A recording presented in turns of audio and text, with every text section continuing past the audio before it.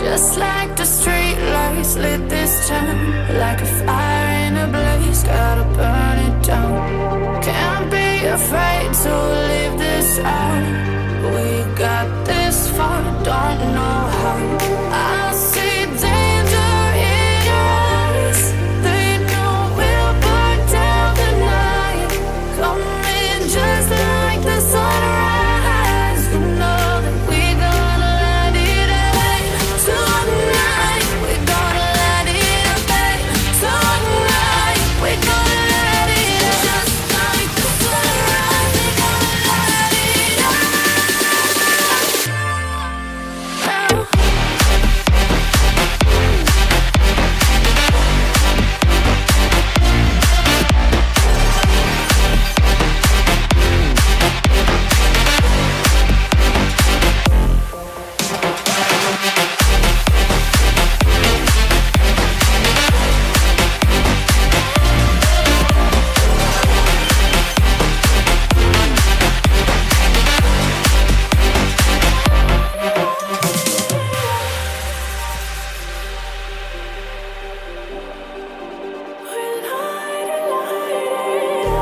Just like a spark that's breaking out. Can't make a stop, can't turn back now. We know that there's no room for doubt.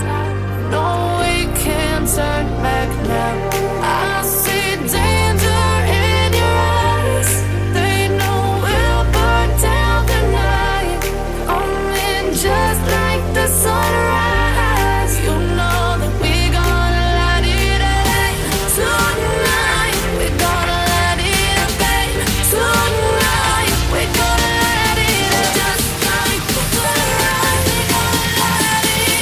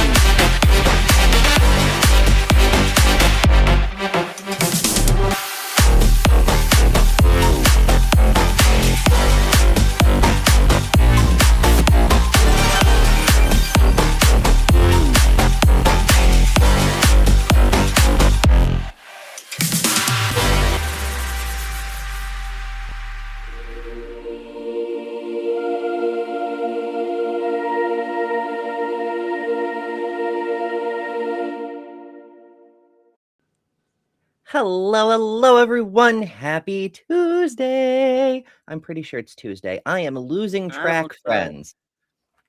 Fortunately, I have this handy advent calendar to help me keep track, at least of the number date anyway. So we're doing Atheist Advent this month. Today, we're pondering the Bible verse, or more precisely, a phrase from a Bible verse. Invisible attributes, which of course comes from the famous line about invisible attributes are clearly seen, to show that the entire thing is intentionally nonsense. But in our universe, there are invisible attributes. And we're going to get into those a little bit later on. But first, thank you all so much for joining. I am joined by the one and only Kelly King, the Atheist Queen of Detroit. How are you today, darling? I keep trying to fight this cold, this cough. It won't go away. It's been here for a long time, and I don't know. But other than that, I'm okay.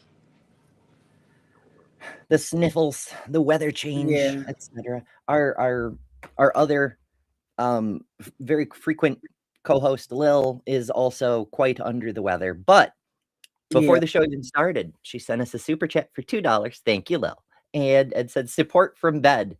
So she's trying to recover and still throwing funds in our general direction, which I very much appreciate. Cosmic Kyle is here, one of my favorite humans, and one of the best astrophotographers currently on Life. First, Ryan is dropping by. Chicken noodle soup. Doesn't help. I mean, it felt good though. It tastes good. It's true. I mean, staying hydrated if it Yeah. happens to be in chicken flavored kind. But Ryan's dropping by. Hello, Ryan. She says, please be sure to like the stream on the way in. Please do. Also, if you're new here, please remember to hit the subscribe button. And if you're watching in the future, remember to hit the subscribe button and the notification bell so you can get notified when we do new shows. We do this show every weekday at 11 a.m. Eastern, and we would love to see you join us. I also do random shows from time to time. Bonus shows, you might say. They're not exactly random. They're scheduled. They're planned. They just pop up unpredictably, shall we say. I'm cooking and scheming one of those now. I'm fixing to do one tonight, but I may have to postpone. There have been a lot of postponements lately, and I do want to say a little bit about why, even though I go out of my way to avoid community drama, especially when people come for me. We had that happen this past week. Another creator decided to rile up a mob and send them in our direction. And it wasn't a red hat. It wasn't a MAGA. It wasn't a Christian warrior for traditional values. It was someone who'd been on this channel as a featured guest just a couple of days before. Someone who would tell me he loved me every Yes. time we spoke. Yep. So that hurt a lot, more emotionally than community-wise, but I need to be whole in my emotions to do the shows. You guys have seen what happens when I'm very, very stressed and try to do a show anyway. It doesn't always go well. I like to think I manage okay, but it's suboptimal, and that's not good for anyone. Yeah, they always say somebody shows their true emotion when they're drunk and when they're mad, angry. It's fucking wild. And I do have to laugh about it a little bit because one of the people who was involved in that bundle of nonsense, who got in on the conspiracy theory that, everyone needs to be canceled except, them. Oh, that was funny. It's so, oh my God, the cult speak, but never mind. That person came and left a comment on yesterday's video complaining about the fact that just because she sent an angry mob of hateful transphobes to hurt me, now she's not welcome on my channel anymore. The nerve. How dare you? Can you imagine? Oh, goodness. Now, she notes that she did have my absolute trust just a few days before. Yes, that's true. And it's a lesson to both of us. For me, it means I need to be a lot more careful who I trust to that extent. For her, it takes a lot to shatter that kind of faith, which should be her first clue. You done fucked up. You demanded consequences and accountability for people doing harm on purpose. Congratulations, you got exactly what you asked for. Those chickens came home to roost. And that's all I'm going to say on that. Let's get back to Advent. So because of this handy little calendar, we've been doing a stone of the day, geology. We're getting extra bonus science coming out of the pull tabs. But I would want to say this. Just know that you do have a community that loves you, that's here for you, no matter what. There's people that love you, and so that's something I want to say about that. People hurt you every day, but you do have people that love you that will be there to support you no matter what. And somebody's sitting right next to you, so just know that. Yeah. And I do appreciate that very much. I mean, it's not exactly easy being a progressive, trans, intersex, anti-theist person on the internet in today's world. And then when people who were progressive and your friends just a few days before send another mob coming from their side, like I get threats every day, every single day. But when it's people I know from my own community making the threats, and oh my goodness, some of the threats, I've got screenshots of a few of them. Conversations at gunpoint kind of stuff. Oh, yeah. Yeah. I'm like, my goodness. It's truly shocking because while we expect that degree of hatefulness from MAGA folks, to have people who had been presenting themselves as progressive humanists for years at some point saying shit like that, it's like, is everyone a fucking monster? Have I just been deceived by half the people I know? Like, what are we doing? It's fucking wild. So yeah, it makes you question the foundation of your reality, you know? Which is another thing I've been having trouble with recently. I don't want to get into personal medical issues, but there've been stuff with doctors telling me one thing and then the opposite thing in the same breath, and I don't know what the fuck to do with any of it. But that's neither here. Separate argument, separate thing. The world is strange, and life is hard. And you know what else is hard? Rocks. Like today's rock. You see how I did that? That's pretty. I'm almost good. I know I have to repaint my nails. I use gel nail polish that you can put under the UV light to cure, and they flake off sometimes. I have to redo my nails. I know. But anyway, this is red onyx. Did you know that onyx comes in red? It's pretty neat, right? I thought it was a piece of candy. I was waiting for the moment. I know it could be. It could be. Oh goodness. So it's red onyx is a layered stone made of quartz and that one I can't pronounce, chalicidinoi, whatever that is. It's a great stone. It's one of those. There's like two kinds of stones that make up a bunch of other kinds of stones. But I can never remember what they are. I need a geology person, but I hope y'all appreciate the pretty stones. As always, we will look at the whole collection and go through what they actually are, because the descriptions have been wrong a couple of times. On after we complete the thing, probably Boxing Day. Oh, let's see.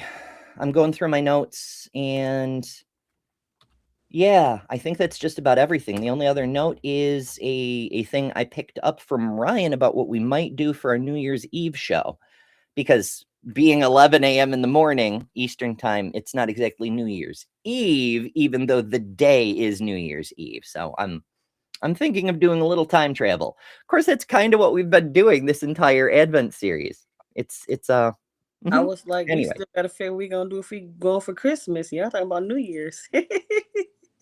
I do try to plan ahead to the extent that I can. Yeah. It's just, there's a lot of things up in the air, but this show, at least I try to keep on track so people can like see what's coming and plan for things and get excited about topics. Maybe even bring questions. It would be neat if we had questions about the daily topics to try to look. I'm trying to catch up with the chat. I was way back, so I could, highlight Lil's super chat and other comments from people coming. It's lovely to see you all, and it's so wonderful that there's so many people here. That's fantastic. Deviant says, "You rock, Trevor. I see a sugar. It's a sugar to make you feel better. Hey, Spidgey." We love the puppies. We love the puppies. I wish I had a copy of. So Ryan made for Java and Jugs. She made an ad of like, oh goodness. Yeah, knock my thing over. Gravity has a tech. We're gonna get into gravity later too. But Ryan made a thing with us, many of us playing with our pooches, and it's delightful. It's so cute. Yeah, it's pretty neat. Miranda sends a super chat for $10. Thank you, Miranda, and says, "You're the best, Ember, and we're still here for you." Thank you. I appreciate it. I second that. It's really, really nice when people get aggressive about caring when things are because it's like it counters the negativity somewhat,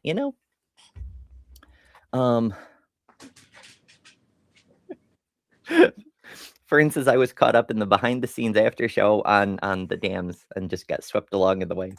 Kinda. Yeah. It was interesting though. It's I mean, I get that it was just a glitch that like the song that normally plays just quit for some reason. There's glitches like that all the time, but it's just, I don't know, interesting that it went on so long before anyone realized they had hot mics. But say lovey, it's, you know, you got to talk business. It's the only way to get What the the thing. hell? Yeah, I'm not criticizing. I just think it's silly guys being I must silly. read the side chat. That's all. Yeah. Oh goodness. Oh, we have a fun friend. Yeah, that's what I was saying. Like I see some funny. Yeah. Let me see. Can I'll test out the button. There's a button that says, oh, curses. Curses. I lost the whole side chat. That's unfortunate. Oh well. There's a button command in here that says block user on YouTube, and I tried it and it deleted the whole side chat from inside the studio here. Oh well. No longer. Well, they're gone. That's what Yeah. it said. Yeah. It's nice that I was cracking up. it's so funny. It's so funny. But Why I mean, bro? They coming. Oh man, that's funny. Okay, we stop. Yeah. I know. So it's nice to have a random hater. Now, because of the situation described earlier with the hateful people and so forth, I've set most of these these shows to subscribers only. I may have forgotten to do it with this one, but if that's the case, that dude subscribed, waited however many minutes just to post that nonsense. But at least it's the normal flavor expected bigot nonsense. So there's that. I mean, normally I just leave it to the mods to handle. Fern says you won't even let us cook these idiots for a bit. Normally I would, but I wanted to try the button. I had a button and I wanted to push it. I know you understand.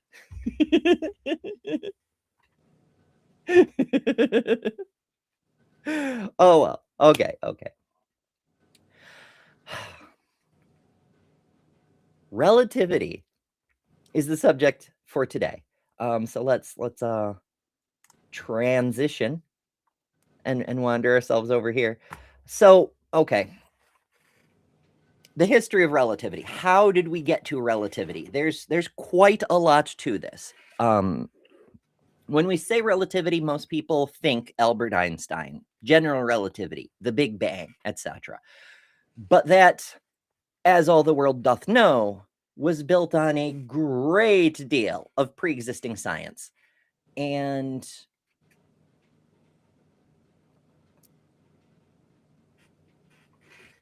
distractions. Okay, great deal of pre-existing science. And people are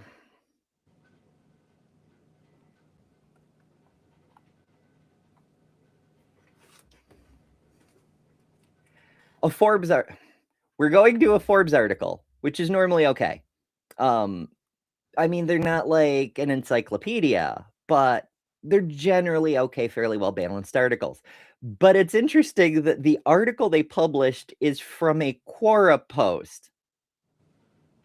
I'm sure that's fine, but it's from an actual PhD in physics. So there's probably something to this. We'll go through it. But yeah, relativity as a concept has been around for quite some time.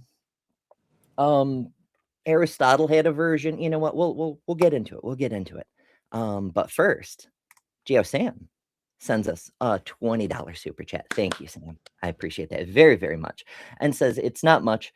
It is for me. But every bit has the potential to make a difference. Have a wonderful holiday and a great new year. Thank you. I very, very much appreciate it.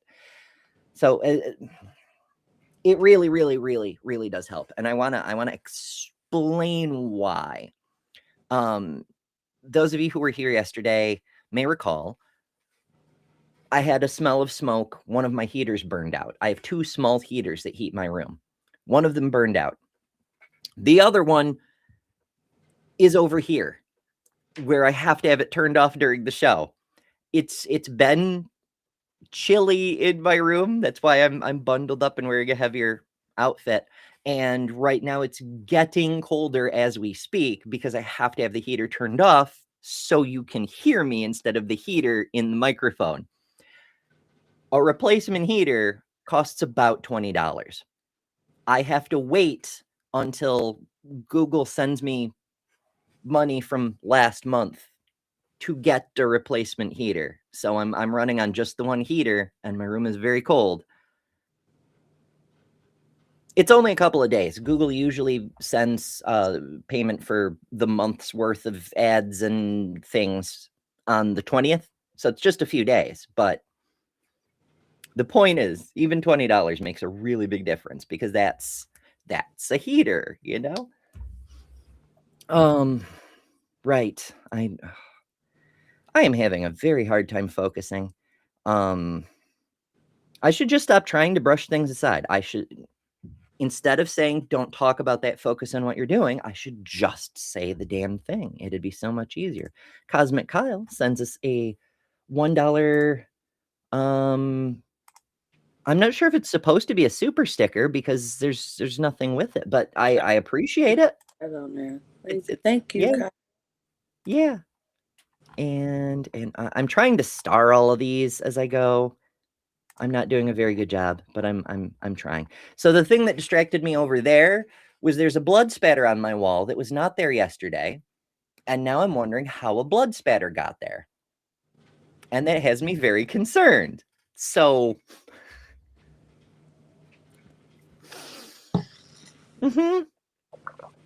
yeah. Fern Lovebun sends us $2. Thank you, Fern, and says heater fund. I appreciate it. Oh my, oh my. Right-handed Sith says, my theory of relativity, a person who is female and has at least one parent in common with me is my sister. Okay, that kind of works. And actually, that's a really good springboard for Aristotle's relativity because, you know, we've talked a lot about the philosophers who did the foundations of what became the sciences and how the sciences differed from philosophy, how they branched off and so forth. For instance, did Ember forget she killed a transphobe in the living room? It happens. I'm not actually in the living room, though. If I pulled this curtain back, you'd see my bed. Because this is the space I have. It's yeah. Weed Bro says, you didn't sacrifice a goat in the room and forget. You think I can afford a goat? In this economy? Oh, goodness. I can't even get eggs for breakfast. It's fine. What was I doing? Where was it? Aristotle, right. Philosophy, separating off the sciences. So Aristotle had a relativity, but it wasn't like Einstein's relativity. Remember, Aristotle lived in a time when they were still trying to define words and concepts. So, but now you've doxed your own bedroom. I mean, just because there's a bed in it doesn't mean it's a bedroom. It could be the broadcasting room, and I sleep in my studio. That's how I'm on camera so often, because I literally sleep in my studio. That's the ticket. All right. Anyway, so Aristotle was trying to define words and phrases and grapple with the underlying concepts to make logical processing work better for other people. So he was like laying down the foundations that would become tools for philosophy later. He was doing the meta philosophy sort of thing, which is really cool. We love to see it. So what he called it wasn't a physics thing. It was he called it predicaments, which we might refer to as categories. Some things. So to him, relative was a concept. It was a descriptive concept. things had relational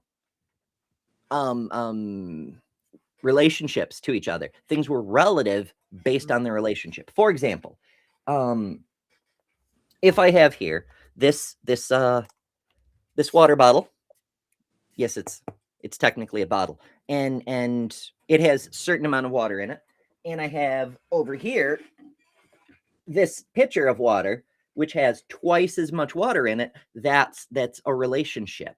This is double the water in this, but double only makes sense relative to this volume, right? Like it isn't an absolute thing, or the other way around. This has half the water this does.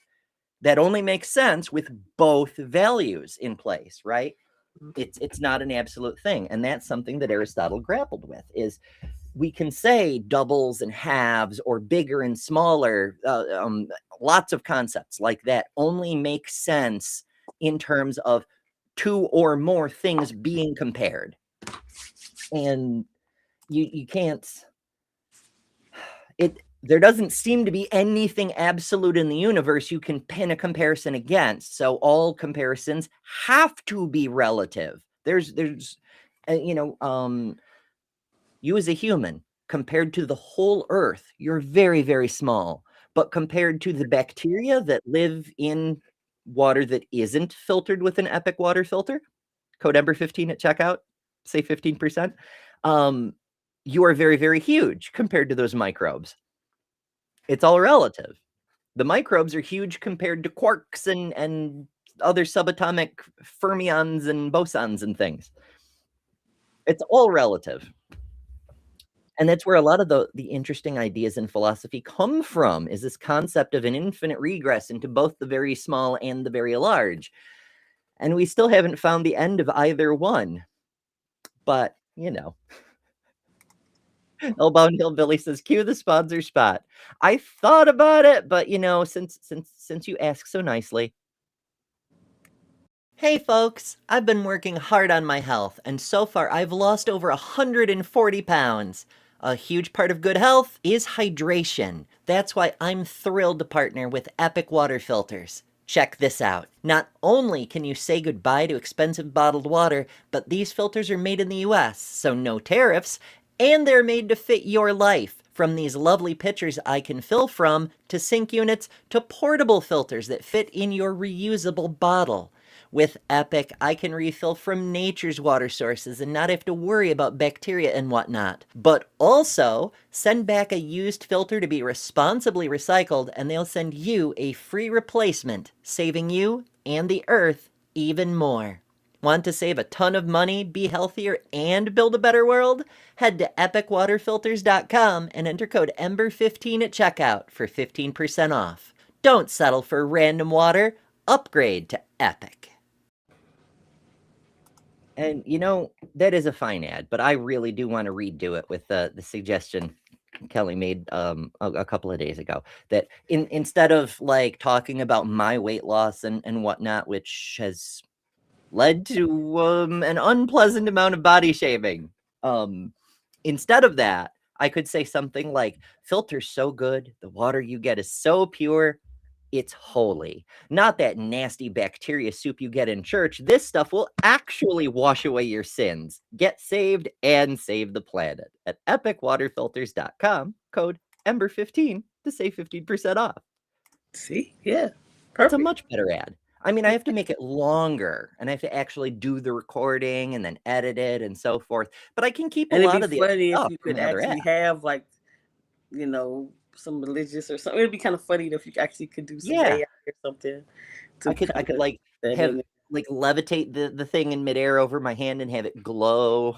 Oh, I can get one of the choruses like in my intro. When the Nil the butterfly goes by and there's the I can just do that with the filter. Yeah, something like that. I don't know. It'll be fine. Ideas. Yeah. Have you gotten a lot of I have no idea. They haven't sent me any information, which I take it to mean, like, in theory, I could go back through my email a couple of months and find where they sent me the link to set up my code and whatnot, and see if there's any data in there. But I mean, it's a ways back, and they haven't sent me an email saying, "Hey, you got 13 sales this month," or whatever, you know? So I don't know. I assume not, since I haven't gotten an email like that, but maybe they don't send emails. Maybe I have to go look. I don't know. Okay. I was just curious. Better than holy water. Yes. Yes, better. Oh, wow. I personally blessed every bottle. The filters are epic, but the bottles are blessed. Oh my. Oh man. But remember the point of the damn things is, bottled water, even when it gets recycled, it's still a lot of stuff that needs to be processed over and over. And those industrial processes are not great, chemically, carbon-wise, etc. But of course, recycling is better than not. And that's what happens to a lot of water bottles, is they just get chucked in the trash because humans are very lazy and often messy. Hell, sometimes they don't even make it into a trash can. They wind up on the side of the road. But if you have a refillable bottle, that doesn't happen. So it's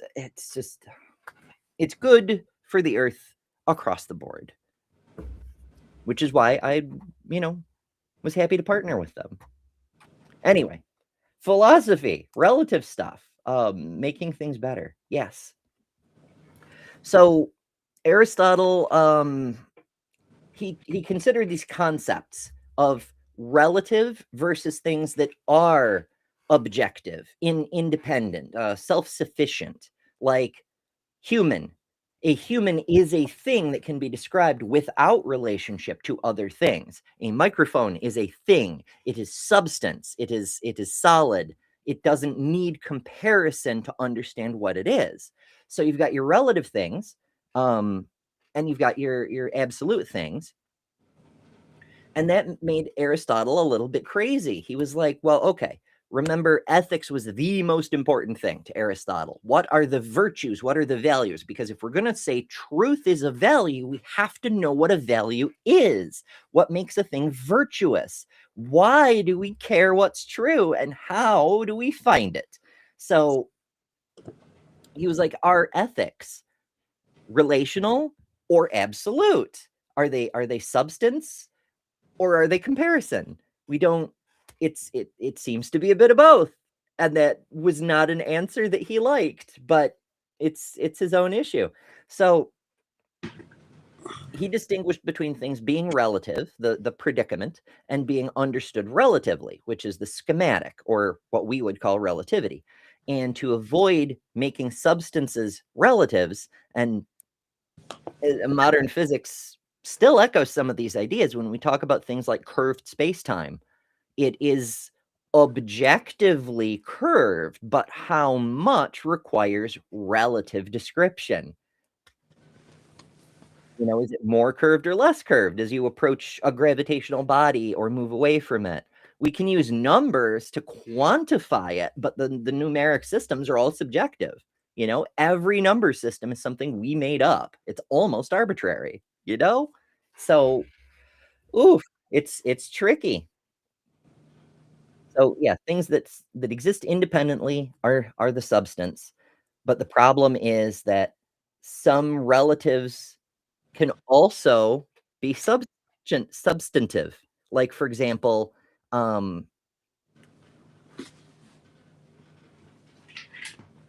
owner, right? A person who owns a horse, for example, or a house, a horse or a house, or why not both?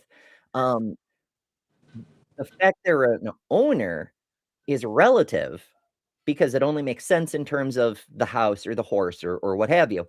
Um, but they themselves are substance. They're a thing. The owner is a being that exists regardless of that relationship. The relationship is just descriptive. It doesn't make them exist or not, So it drove him a little crazy. He was a little crazy to begin with, but details. So he also worked a little bit on motion. Natural elements, for example. You're probably familiar with the 4 elements that the Greeks thought there were: air and water and fire and earth. Um, Yeah. And of course the hot person that Bruce Willis has to kiss, but that's neither here nor there. The elements move in their natural order, because of course, when you observe something happening, you just say, oh yes, that's natural. We don't need a reason why. That's just natural. Aristotle wasn't perfect. He tried, but he wasn't perfect. He couldn't investigate everything. It was just one lifetime. So he was like, the earth is down. If you pick earth up and then release it, it will go down. That's its natural direction. Fire goes up. You could try to put it will go up. That's its natural direction. So there's obviously a natural direction, a kind of relative motion that's based on inherent properties. Now he kind of cheated because who was it? Archimedes had already proved the concept of buoyancy.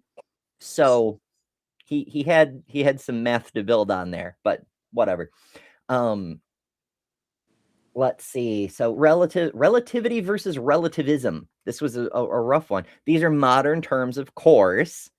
He was an ancient Greek. He spoke ancient Greek, but he said that things can be defined in relation to others, but that doesn't mean everything is subjective or that there's no objective reality. Like, just because everything is relative doesn't mean there isn't anything objective about it. The earth can only be described relative to the motion of the sun. The earth's location is always relative to the motion of our sun through the galaxy. But the earth objectively exists, it is its own thing. So the other side of that coin is when you get to philosophy, dealing with truth and so forth. And the philosophical stance that truth, knowledge, and morality are entirely relative to the individual culture was a position that Aristotle opposed. He thought that virtue was finding the optimal point between two extreme positions. So virtue was necessarily relational, but it was also a thing itself, even though it could only be described relationally. And that drove him a little crazy too. But he hated the concept of moral relativism, which, well, what we would call moral relativism, which is that morals are relative. Whatever you think is true, and of course, this is a mischaracterization of moral relativism, but whatever you think is true is true for you because you believe it. The problem there, obvious to anyone who hangs out in these, secular channels, is that if a person walks in and believes in Jesus, therefore Jesus is true, and another person walks in and believes in Brahma, and therefore Brahma is true, we have a problem because we have two contradictory truths existing in the same space. So which is truly true, if either? So that doesn't actually hold up.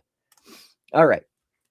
To the article. And I love that Forbes gives 3 free articles before you have to become a paid subscriber. And this counts as one of them, even though it's just a reprint of a Quora answer. They count it as an article. Whatever.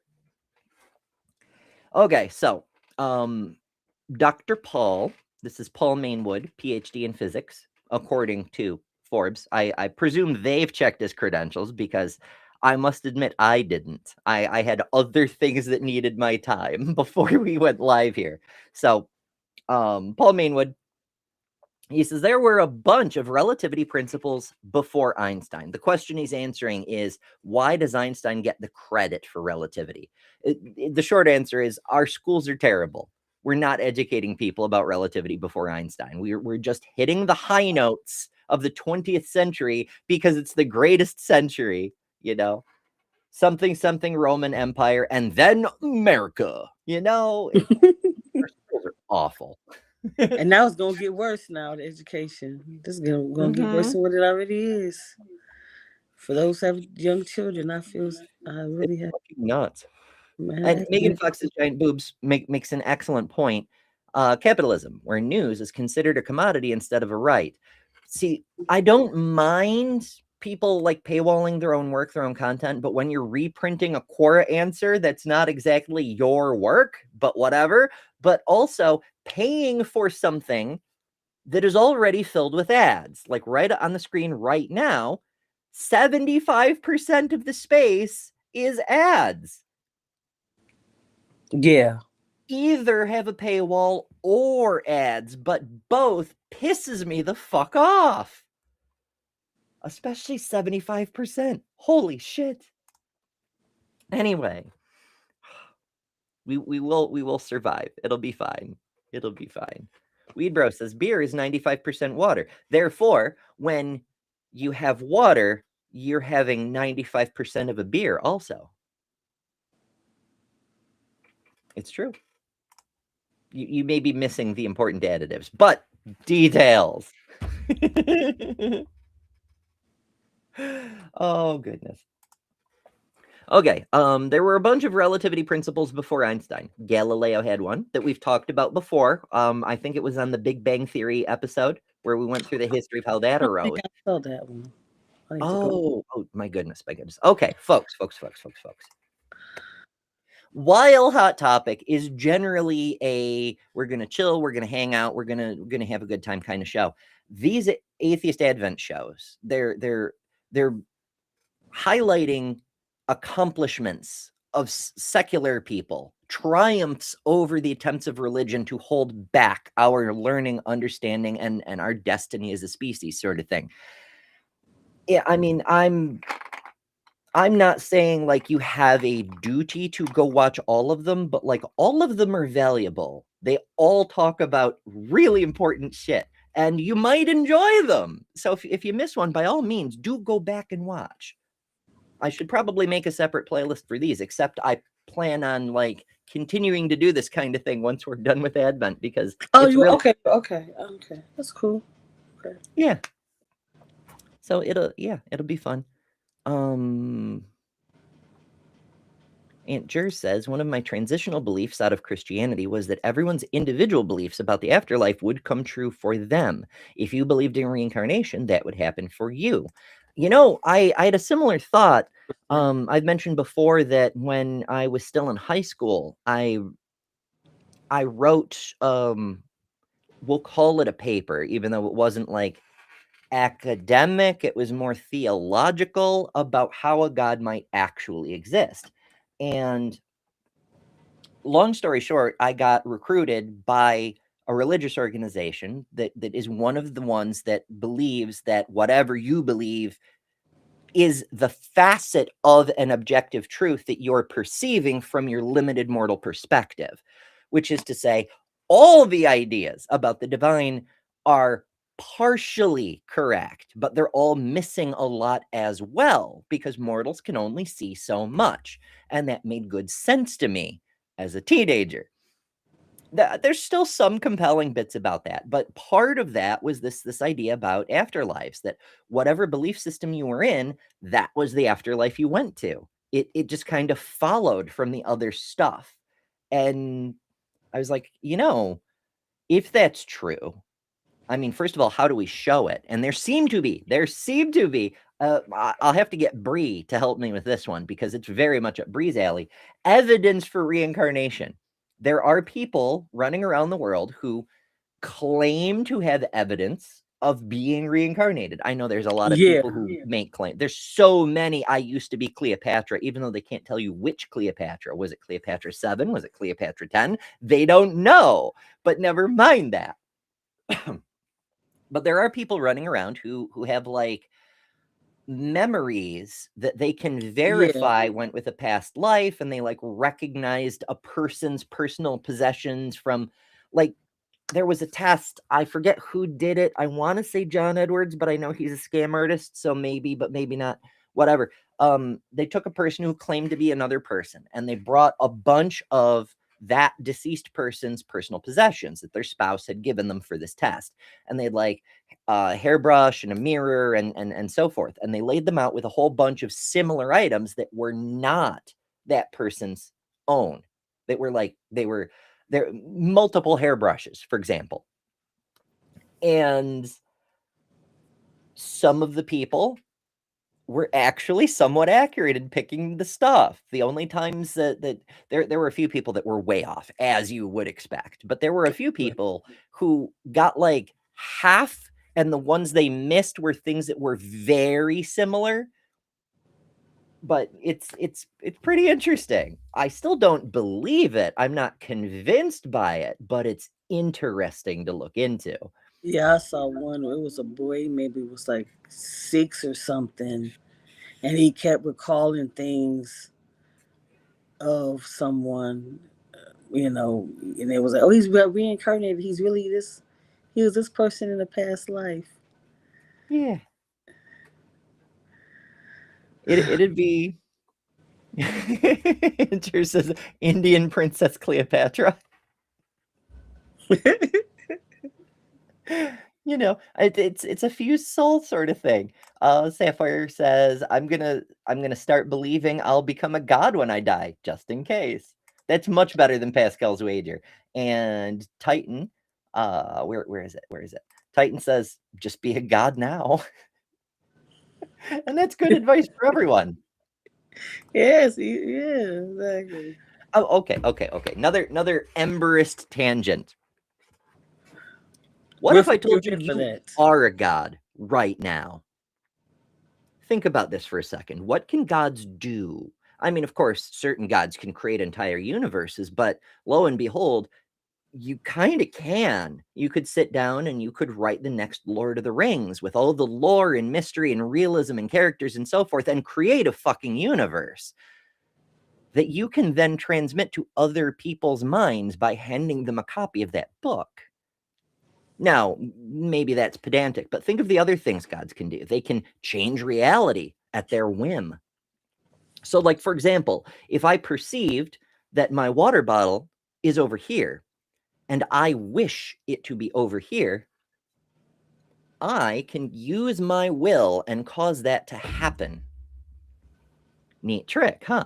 You can do that too. So we can change reality. And while it's on a relatively small scale for each of us individually, when we work together, we can magnify those powers. We can build skyscrapers. We can build spaceships. We can build fucking spaceships, people. From a certain point of view, we do have divine powers. Our doctors can sometimes bring people back from the dead. We're kind of there. We only seem limited relative to each other, and it's a limitation based on our social system. Do you think the gods of any ancient culture, whether we're talking the Norse gods or the Greek gods or the Hindu gods or any kind of gods, they considered themselves to be exceptional relative to each other? They thought they were greater than the mortals, but to each other, they were just the people, right? They're just people. And they had a social system that kept them constrained under the leadership of whoever was the head of the pantheon. It wasn't that that person was necessarily more super being or whatever. It's just that's the person who had the power within their society. Remember, in Greek mythology, Zeus wasn't better than Hades or Poseidon. Once they defeated the Titans, they decided who got to be king of the gods with a fucking dice game. Which is fantastic, by the way. And also, that's why Einstein made a point of saying God does not play dice with the universe, because he was tongue-in-cheek thinking of the Greek myth where the gods literally play dice with the universe. I am laughing at the side chat. A Titan. I don't believe in reincarnation, but I did in a past life. I'm sorry. I know. Oh man. Titan is full of all kinds of wisdom. If you spend any time with them, by which I mean you spend any time in a stream they happen to be in, you're gonna get a lot. It's quite good. It's quite amusing. But what was it? It was when it was a meme back in the day. Was like, what if the light at the end of the tunnel is really you at the beginning of a birth canal? Like that's what it. Yeah. Okay. Dark Matter 2525 has a video along those lines. Oh, he does. he does a bunch of funny cartoons where he's got an Yeah, angel I named love 'em, Jeffrey yeah, who's picking on great, God, yeah. but he has some that are more philosophical, and one of them goes like that, where it's like the end of a person's life, and they see the light at the end of the tunnel, and it's a birth canal, and Yeah. they're boop, out into the next life. It's pretty neat. There's another one that I really enjoyed that's called God's God, where God dies and meets his God. Because there's always like that. That's the conclusion of that one. I won't spoil it if you haven't seen it. I know it's like an 8-year-old video at this point, but if you haven't Yeah. seen it, I won't spoil it, but it's amazing. So yes, Dark Matter 2525. 25, yeah, very Cartoons good, and philosophy here on the very YouTube. good, yeah, very good. Yeah. That was one of my highlights of watching those when I was deconstructing. Yeah. Right-handed Sith says, well, Zeus did think he was better. That's why he had the diamond chain made and challenged all the others to try and pull him from Olympus. I'm not familiar with that myth, No, but what I will say is the fact that he confidently proposed a dice game tells me he'd already rigged the dice. Would be silly of him not to, wouldn't it? I'm losing my windows. I need Windows. Stay Windows. Be good. Okay. Let's holy shit, we've talked about relevant things, but we haven't made much progress at all in our article. All right, let's actually get going here.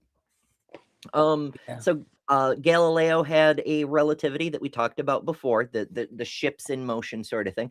Newton had a slightly different one.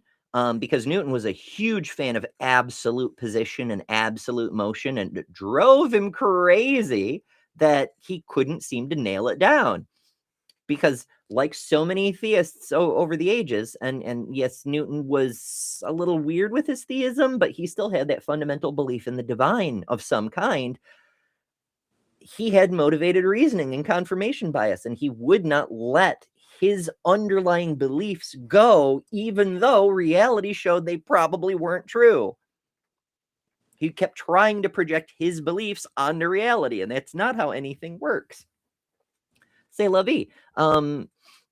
Aristotle had an idea that we discussed before. It's not like the physics relativity, but it's kind of important because, well, we'll get to why.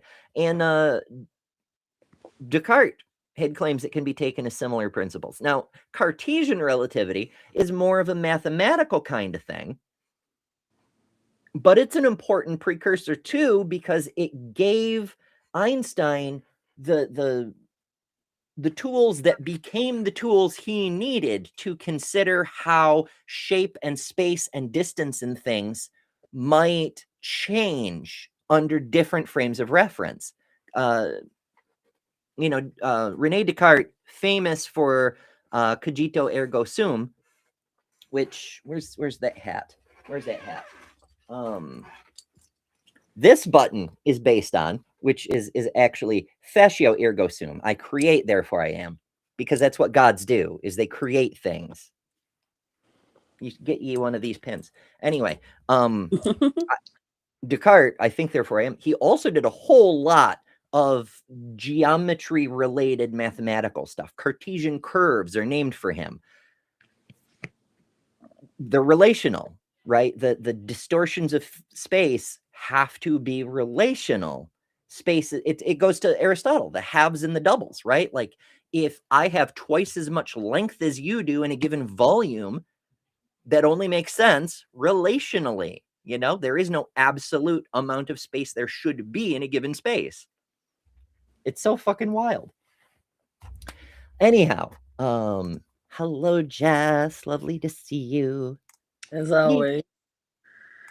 Tighten all my hats. One of my all my favorite caps, people. Oh, goodness. Okay, so yeah, Descartes had similar principles. The author, Paul, says, I find their respective theories of mechanics almost incomprehensible, so I'm going to ignore them in what follows. Listen to me, folks, because I'm a PhD physicist. I can't comprehend what these other people wrote, so I'm going to ignore them. I love it. It's a Cora answer. It's amazing. Okay. Anyway, Einstein is famous, not because he invented some new, better principle of relativity, but because he showed how to extend the existing relativity principles to encompass a theory that looked as though it did not respect it, which is Maxwell's electromagnetism. Now, background on that, for a very long time, we understood that there was a relationship between electrical charges and magnetic charges. Maxwell gave us the math that showed us they're the same damn thing. That if you think of, okay, you have to think 5-dimensionally to wrap your head around this. So ignore your 3 spatial dimensions for a moment and consider electrical charge along one axis and magnetic charge along another axis. That's your new X and Y. That's your distances. And you can have a charge that's only along the zero value of electrical charge or only along the horizontal of magnetic charge. But if you put a real particle into that space, this hypothetical space that we're daydreaming up together, it will have a position, it will have coordinates. And if you put it into a real universe, it will have motion, which is why we don't ever have like an electron value that's just at -1. It bobs up and down because it's a distortion. It's a removal from the norm. It's a wave in the surface of reality, really. And it's in motion. And similar things with magnetic charge. Magnetic fields are not stable. They pulse in the same sort of way. And we found that when we move one, we can stimulate the other in an exact relationship sort of situation because they're on an XY axis together in the same space. It's sort of like if you have, a booby on a stick and then something else comes along and hits the booby sideways, it starts moving sideways even though it's on this up and down stick. You see? Does that make sense? When I use props? I haven't gotten that booby out in a while, which is really unfortunate. But I digress. I'm explaining this badly, but I'm doing it on the fly. The point is, better than what I would have did. So electrical and magnetic are related, and the one interferes with the other. It moves the other, and Maxwell gave us the math to show us that electromagnetism is one thing, just with 2 different. It's the same way space is one thing, even though it can be expressed in 3 perceptible different dimensions. Width and length and height. But it's the same thing. We're just measuring it in different ways. And in fact, the fact we do it in 3 different ways, that's kind of relative to our perceptions rather than some feature of reality. But again, neither here nor there. So electromagnetism, 2 more dimensions, effectively, on the same fabric, the same way space is all on the same fabric. So Einstein was like, if these things are disrupting the surface of reality on this existing space that's layered on top of what we consider to be spatial space, metric space, then there's something going on here. Let's look into that. It's pretty neat. Miranda says, Ember showing your boobies on stream. It's right. It's true. I can. You know what? I'm gonna play a little ad while I go find you something. It'll be neat.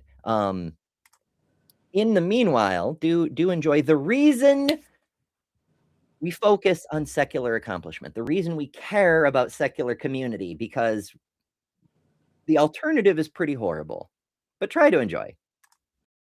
I have a problem with this stuff being normalized across the spectrum. And specifically, like, why push this on kids? Why introduce this to kids? I am a depraved wretch. I am a great sinner. I'm a worm, completely undeserving of any love or any grace. I'm nothing. I'm nothing. You're incapable of being a good person. You're an evil person. You're a terrible person. At the core fabric of who you are. That's why we need laws. We need laws because we're bad people. All of us are bad people. You can't spell Pride Month without demon. PRIDEMONTH. If we don't know who the women are, because they are just people, then we won't be able to pull the women up to equality with men. We have to try to limit the harm. And that means reducing or keeping down the number of people who transition. And that's for two reasons. One of them is that every one of those people is a person who's been damaged. But the second one is every one of those people is basically, a huge problem to a sane world. Transgenderism must be eradicated. The LGBT, transgender, grooming our children's minds is a national security threat. We need to hold people for treason, start having some public hearings, and start executing people. I will use whatever gives me victory. I don't care about the truth, and I don't care about the law. I care about one thing, the control. But then they rigged the election, and now we won, so I'm going to be your president. Then what happened is they rigged the election, and I became president, so that was a good thing. I agreed with many, many things you said during, in fact, probably more than most other candidates when you were running for president, but I still would not have voted for you because you're an Indian. I just want to say I feel good about the Republican Party. I feel good about where we're going as a nation. We're killing all the right people and we're cutting your taxes. It was actually a tremendous blessing to these children for them to be killed and go to heaven and be with God. We've been hoodwinked. We've been taken in by an ideology crafted by creeps and then pushed on children. Stop letting people pressure you into thinking. If they die, they die. I want to be ignorant, honestly. Being a Christian doesn't exclude us from experiencing spiritual dryness. We're bad people. All of us are bad people. Welcome back, folks. I found what I was looking for. Okay. And now I can show you my tits. I hope you enjoy. I think they're pretty cute. Adorable, even. Oh, yeah. Yee. So I used to have these in my OBS. A while back, my computer crashed. It was dead, and it took me a while to resurrect its ass. When I did, I retained most of the data on my data drive, but all my systems and setups and softwares and things were toast. So I had to rebuild my OBS, and I just never got the things that were attached to buttons put back on. So I had this file somewhere and I had to go find it. Hence the break. But I hope you appreciate, because now there's tits on screen. That's what that whole thing was for. It's true. It's true. Answer says your tits have boobies. Yeah. I had a boobies graphic, but everyone the blue-footed boobies. There's other kinds of boobies, did you know? But everyone uses the blue-footed boobies, so instead they'd show their boobies and I'd flash my tits. Which hilarious. Now you can get the real thing, but you got to pay extra. Oh goodness. I'm a silly bean. It's fine. Let's see. I see there it is. I think that's what I was looking for. I think I found what I've been looking for. Sapphire Light sends $5 super chat. Thank you. Says hugs and love and dollars for Ember. Thank you. Appreciate it. Oh. It's very nice. I'm gonna get all sniffly. Deviant says it's a beautiful photo, Ember. I mean, it is. Andrew says worth it. Yeah. All right. We are burning clock, folks. So I'm gonna get back to it. So let's see. Einstein, Maxwell's electromagnetism. Then he followed this reasoning through to its logical conclusion, which gave him the special theory of relativity. Now, Vesuvian doppelganger, I saw you. First of all, great name. Second of all, they said Einstein was wrong about special relativity. Kind of. Asterisk. That was why general relativity in some ways. But we're getting ahead of ourselves. Special relativity, although his fame only came after general relativity, but that's another story. Somewhat true. There's an asterisk on that as well, because after he published Special Relativity, which was about light and shit, he came to the attention of a lot of physics people. Remember, we're in the period pre-World War I, where Europe is at peace, but under stress. It seems inevitable war is about to break out. And here's a German in the middle of the Central European powers who's basically about to change the entire paradigm for physics. And everyone sees it coming, including Arthur Eddington from England, who he knows they're going to be on opposite sides of the war, and he's not a fan. So he's keeping an eye on this Einstein fella. He's trying to see what he's up to. And that'll become important later in the people side of the history of science, not so much the breakthrough side, but that's a whole other thing. So now to some history and philosophy of physics, close reading to see where the step came. I don't know that I like Paul's writing style, but it's fine. We'll go with it. So let's start with a look at Galileo's principle. It comes from the Dialogo and is put in the mouth of Salviati, a character Galileo uses to voice his own opinions. The self-insert, the Socrates in Galileo's writing. Perhaps. We can't prove that Socrates didn't exist. Okay, so from Galileo. This is Paul writing Galileo, writing a character. It's very meta. Shut yourself up with some friend in the main cabin below decks on a large ship, and have with you there some flies, butterflies, and other small flying animals. Have a large bowl of water with some fish in it. Hang up a bottle that empties drop by drop into a wide vessel beneath it. With the ship standing still, observe carefully how the little animals fly with equal speed to all sides of the cabin. The fish swim indifferently in all directions. The drops fall into the vessel beneath them, and in throwing something to your friend, you need throw it no more strongly in one direction than another, the distances being equal. Jumping with your feet together, you pass equal spaces in every direction. When you have observed all these things carefully, though doubtless when the ship is standing still, everything must happen in this way, we have the ship proceed with any speed you like, so long as the motion is uniform and not fluctuating this way and that. You will discover not the least change in all these effects named, nor could you tell from any of them whether the ship was moving or standing still. Now, of course, on a ship, motion is a little different. You're going to have motion anyway, but that's sort of an important thing. You get the noise, the background of the waves of the water that you're in. So because there's always waves, whether you're standing still or at motion, you can't use those to distinguish whether you're standing still or at motion.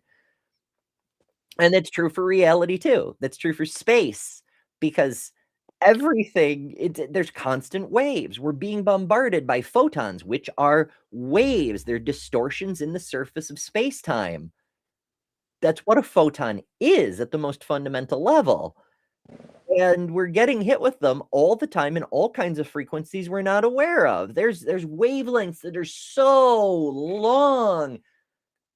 You'll hit the crest at the moment of your birth, and you'll still be in the trough at the moment of your death. That's a long fucking wavelength. We can't detect those damn things, but they're out there.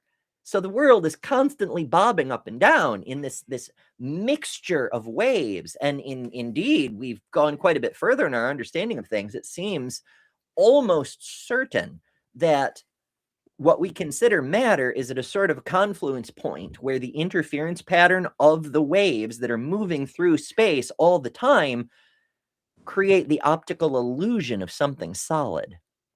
That's sort of the underpinning of where, what do they call it? Simulation theory comes from. Okay. It's a misunderstanding of that concept.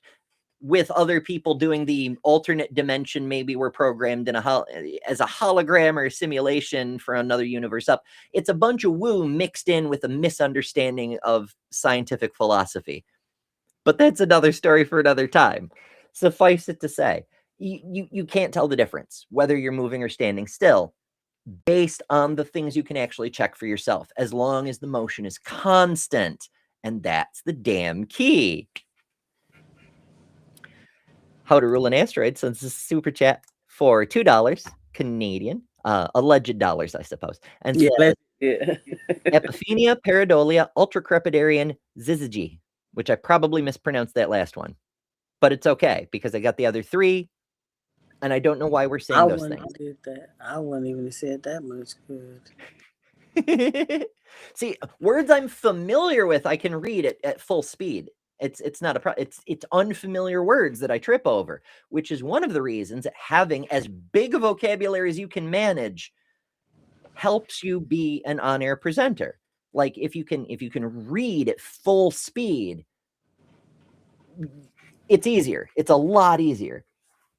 And the more words you know, at least how to pronounce, if not understand, the faster the more you can read at full speed. Now, minor detail, but don't be afraid to slow down.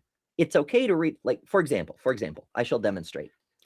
Shut yourself up with some friend in the main cabin below decks on some large ship, and have with you there some flies, butterflies, other small flying animals. Perfectly fine. Reasonable pace, perfectly clear to everyone who's listening. Or shut yourself up with some friend in the main cabin below decks on some large ship, and have with you there some flies, butterflies, and other small flying animals. I read that in about a third the time just then. Still clear, but only because I didn't trip up on any of the words and I kept a constant pace, right? Now, by constant pace, I don't mean use a monotone. You have to put some inflection in, or people won't differentiate one word from another. The point is, you can do it just fine reading at a slower speed. Just try to keep the pace constant. If you know you're going to have trouble with some words, slow down and read ahead. Stay ahead of your mouth so that your brain has time to process the words that might be trouble, so you can keep the pace constant. That's my tip on YouTubery, I suppose. Oh, Matt is here this time. Oh, okay. The humanity adjacent. I love it.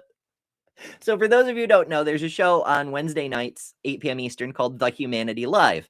And I love to annoy the hosts, Matt and Tommy. I bet I can find the clip. I can probably find the clip relatively quickly. Hold please.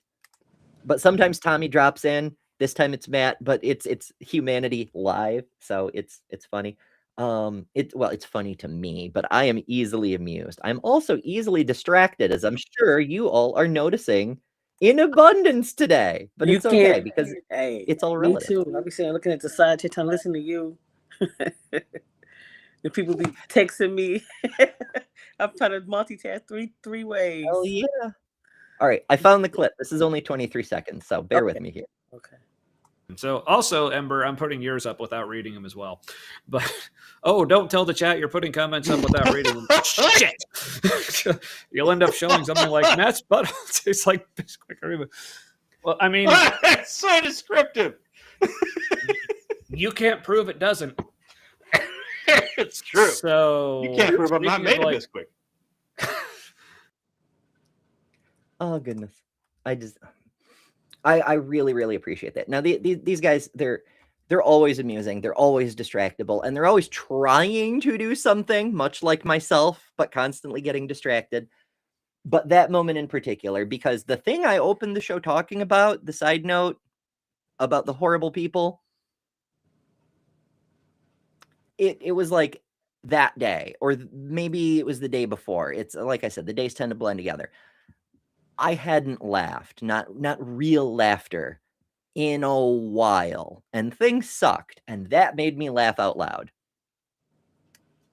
So I very much appreciate it, and I also feel like, other people could use that too, from time to time. Okay, relativity. Yes. I am so distracted. I'm trying to keep track of everybody's super chats, but I may have missed a couple. My apologies. But I will try. Yes, and there's the link to the Humanity Live. Do if you're available at the appropriate time, do come pester them because it's hilarious to pester them. Oh goodness. Okay. So the question: is Galileo's principle a general one? For example, should you apply to any phenomenon whatsoever, or one that just applies to mechanics? Is this a phenomena of motion? As I think it's clear it's just mechanics. Note that Galileo only gives mechanical examples and explicitly limits his conclusion to the experiments he has put forward. You will discover not the least change in all of the effects named. He left it open that there are some phenomena, chemical things, optical things, heating processes, that might change between a ship at rest and a ship in motion. This interpretation is supported later in Dialogo when Galileo puts forward the theory of the tides, which he erroneously puts down to hydrodynamic effects from the motion of the Earth. And this is hilarious to me because Galileo famously was an astronomer who lived in a country of people who went on boats. And the boat people have known for many centuries that the tides line up with the damn moon. They know they're a function of the moon. They've always known they're a function of the moon. It's whether the moon is directly in your sky or directly opposite. Now, they couldn't say for sure the moon was on the opposite side of the Earth. There was some discussion about that kind of thing, but they could say that in a 24-hour period, it was the alternate tide was exactly the period of maximum time the moon had been away. Like high tide at zenith, high tide at anti-zenith. You see how that works? So they knew it was linked to the moon. And Galileo's out here going, you know what? I think it's actually because of the rotation of the Earth. That's probably it. Okay. In fairness, he's not entirely wrong because it's not correctly put. It's not that the moon is spinning around the Earth causing the tides. It's the Earth is spinning under the moon causing the tides. Even though the moon is moving, the Earth is moving a lot faster. We do 28 loops before it does one, So it kind of is the motion of the Earth, just not the way he thought, C'est la vie. The existence of this theory shows that his relativity principle is not meant to apply to everything. So now we get to Newton. We see a similar principle of relativity being put forward, and Newton even gives a nod to Galileo by bringing up the same example of a ship in his general scholium of Principia. But for Newton, Principia is Newton's big book of math, the one with calculus in it. But for Newton, the principle of relativity is not a good thing at all. It's an annoyance. Newton believed in absolute space and time, and thus in absolute motion. And it's a huge embarrassment to him that his own laws imply that true absolute motion cannot be distinguished from mere relative motion. It's a new. You'd think a person would learn and change their opinion, be like, hey, this thing doesn't seem to be true based on reality. Maybe I should adjust my views. But nope, we're not doing it. Fuck that. Reality must be wrong. Damn it, Newton. Stop drinking mercury on the job.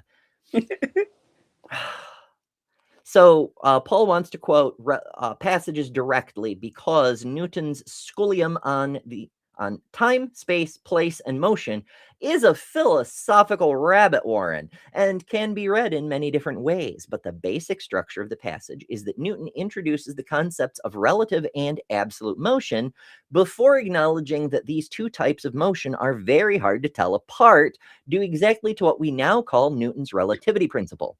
This is a big problem, for Newton believes that only absolute motion is worthy of philosophical analysis. He doesn't care about the relative motion. Never mind that the moon is about to crash into your head. Tell me about its absolute motion. I get why he felt that way, because if you can analyze absolute motion, you can deduce every possible relative motion, but you have to nail down the absolute motion. If it exists, the problem is it doesn't seem to. But Newton is heartened to note that when you move to accelerated or circular types of motion, there is no relativity principle. The effects of acceleration are readily observable. So these types of motion can be seen as absolute and evidential in just the way he would like. He declares victory and ends the passage claiming that the tricky business of distinguishing absolute from relative motion is the whole point of Principia Mathematica. Oops. So let's ask the same questions we did of Galileo. And it's pretty clear that Newton is talking only about motion and mechanics again. In the Principia, he dealt only with those phenomena, and his discussion always speaks of motions of bodies, never of anything else. There is no claim that his principle of relativity holds with any other phenomena. And remember, this is a man who wrote an entire book on optics and has a cooling law named after him. Indeed, Newton would have been overjoyed to find a natural phenomena that depended directly on motion in absolute space. That was exactly what he was searching for in the Scholium. So finally, let's get to Einstein. In between Newton and Einstein, many theories of non-mechanical phenomena had been put forward. Thermodynamics, optics, even radioactivity. The most important of these was Maxwell's theory of electromagnetism that we talked about earlier. And it had a striking prediction that light moved only at one particular speed. This made it look as though Galileo and Newton had been right to be cautious when they claimed only that their principles held within mechanics. Here's a case outside mechanics where it looks as though the principle can't possibly be true. For all you have to do to tell if you were on a ship like Galileo is to measure the speed of light. If you were moving, then it will come out a different number to the one you get when standing still. And that's a problem. Einstein thought otherwise. Quote, they suggest that, as has already been shown, to the first order of small quantities, the same laws of electrodynamics and optics will be valid for all frames of reference for which the equations of mechanics hold good. We will raise this conjecture, the purport of which will hereafter be called the principle of relativity, to the status of a postulate. And that's on the Electrodynamics of Moving Bodies, 1905, which is kind of special relativity right there, but you could argue that it's a building block. So Einstein is here breaking with Newton and Galileo and extending the principle away from mechanics to encompass electrodynamics and optics too. Turns out optics depends on electrodynamics because visual light is just an electromagnetic wave in a very specific frequency, but never mind. This is what made Einstein famous. Well, yes and no. Einstein actually really came to fame as a scientist with what we now consider E equals mc squared, the formula showing the equivalence between matter and energy and the ability to translate from one to the other. It united a whole lot of laws of science. It isn't just a handy, simple formula that does some really cool tricks. But I digress. When you follow this reasoning all the way through as Einstein did, then extraordinary things happen. Time, space, and motion all become very different to what you thought they were. And in particular, Newton's distinction between absolute and relative motion is shown to be no difference at all. And that's the, I thought there was more article, but that's the end of that article. All right. That's something that I would want to look more into, because that was like a lot of information in one article for me to digest. Maybe it's maybe a possibility of an ADHD brain trying to process all that information. I mean, maybe, but I'm also, that's the reason I could go through it so quickly is because I'm already familiar with all of it. I got you. Okay, that makes a lot of sense. Because I'm getting bits and pieces of it, but some of it, my mind was like wandering in the side chatting and this and trying to focus on everything. Trying to focus on Radiated says Maxwell's theory of electromagnetism would be right up Dr. Tapioca Weasel's alley. He'd love that one. I'm sure he would. He would be fucking delighted to find out this fucker Maxwell came out with the theory of electromagnetism. Even though it was great being on Bad Science Sunday with Dr. Kip, so I great being with Dr. Kip, but I kind of wish Dr. Weasel was Tapioca Weasel was there as well. That would have been nice to see have both of them because I've never met him. So that would Yeah, he's hard to catch. Although, if you follow Dr. Kip, you can catch more Dr. Weasel because the Weasel often appears on Budget Scripture Saturday. It's very much not his field, but since when has that ever stopped him? Never. If you can apply a laser to it. Yes, famous astrophysicist, Dr. Tapioca Weasel. That's right. It's kind of intimidating, actually, this Budget Scripture Saturday, because there's two doctors in very different fields. And Dr. Kip is in here still. and weasels, yes. And also Nitty. And I don't know if you're familiar with Nitty. He hasn't been as out and about in much of the community as he once was. It happens, life gets lifey, but you can often catch Nitty on Budget Scripture Saturday. And Nitty has a very unique intellect in the way he understands epistemology, how he approaches the topic, and he has a kind of encyclopedic knowledge of the Bible, but in a weird way. It's not like Justin from Deconstruction Zone, who simply has just memorized the entire Bible. Like Nitty has it. It's not all of it, and it's indexed. You have to see him work. It's fucking remarkable. So if you can catch him, it's pretty neat. And there's the link for Dr. Kip's channel. Thank you, Andrew. So yeah. Alrighty, folks. I think we actually did what we set out to do. But you see what I mean about how we keep building on past episodes. I keep referencing previous concepts so we can build forward with them, and that's sort of what we're trying to do. But yeah, hopefully y'all had fun. Y'all gained some understanding. Maybe even learned something. But ultimately, remember, all of this is only possible because of these people who defied the religious powers who told them to stop thinking, stop asking questions, and stop proposing things that aren't in the Bible.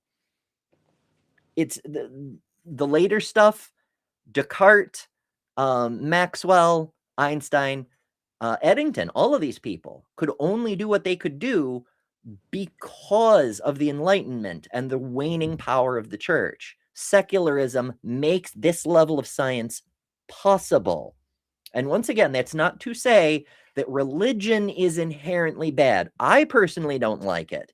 But there are people just as hurtful and just as hateful who are atheists. It's about secularism is about society and working together regardless of what we believe to build a better world.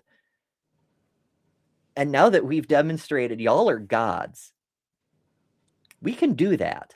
Let's do some miracles. That's right. All right, before we go, I do want to, we had a bunch of super chats today, so I want to thank everybody. Thank you, everyone. Because it helps so much. And also you can support for free if you want. You can hit the subscribe button, you can hit the share button, you can leave a comment after the video.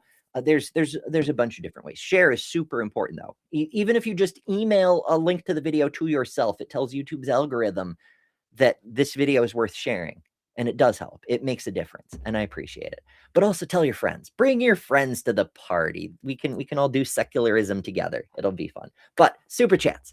Lil of all trades started us off before the show even started with a $2 super chat saying supporting from bed. We hope you feel better, Lil. And hopefully Lil will be back on with us soon.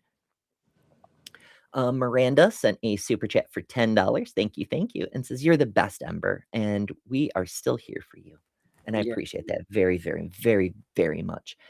Cosmic Kyle sent $1. Apparently it was supposed to be a super chat, but $1 doesn't let them doesn't allow text, which is rude, but YouTube, say la vie. But thank you, Kyle. Geo Sam sent $20. Thank you. and says, it's not much, but every bit has the potential to make a difference. Have a wonderful holiday and a great new year. Thank you. I really, really appreciate it. Friend Love Bond sent $2, thank you, and says, heater fund. Yes, because my heater's broken, and I've let my shawl fall off. I don't know where it got to. Here it is. Because as I get more animated, I'm warmer, which is great. But Sapphire Light sends $5, saying hugs and hearts and dollars for Ember. And I very much appreciate that as well.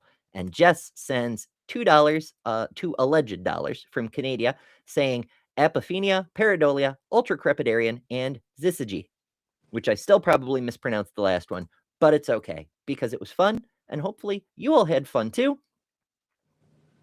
Where the hell did the live chat go? Okay, there it is. Yeah, All comments. Oh, goodness. Alrighty, folks. Thank you all so much for joining us. Remember, Kelly has a channel too, and she does stuff from time to time. Tomorrow, I have an interview with Heather Foy, who is a Celtic priestess. 1 o'clock, so right after this show, I'll have my show. So tune in. Yeah. Alternative faith discussions. So if you know somebody that's a pagan or anything of that sort, there you go. Yeah, polytheists and capital H heathens. I'm about to and all that contact stuff. Fern, see if they want to be on, because they said they were from a paganism. I forgot, but yeah. Yeah. It's all good. It's all interesting. Alrighty, that's gonna do it for today, folks. Now I have to find my outro because all my videos have moved around on me. It's fine. It's fine. We're gonna be okay. As always, remember, you don't have to pretend there's absolute motion in the universe that you somehow can't detect or prove or whatever. I don't know why I'm picking on poor Newton.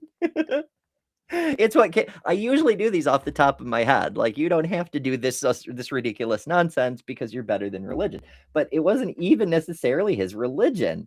It's just because you don't have to conform to your pre-existing bias and are capable of following the evidence where it leads, because that's the power of secularism, damn it. Toodles. Thanks to all our patrons and top-level members for November.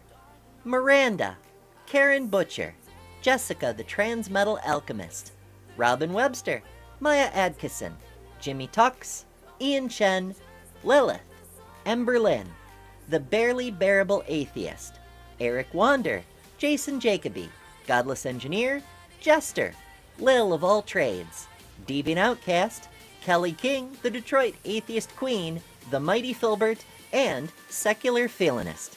And you can add your name here next month by signing up at patreon.com/betterthanember, or by joining Emberships here on YouTube at the Cinder level, which also includes all the custom emojis, tons of member-exclusive content, member-only live streams, and a bunch of other stuff. I deeply appreciate all the supporters who keep this channel going. Thank you all so much. Because of you, we're building a wonderful community that I'm very proud of.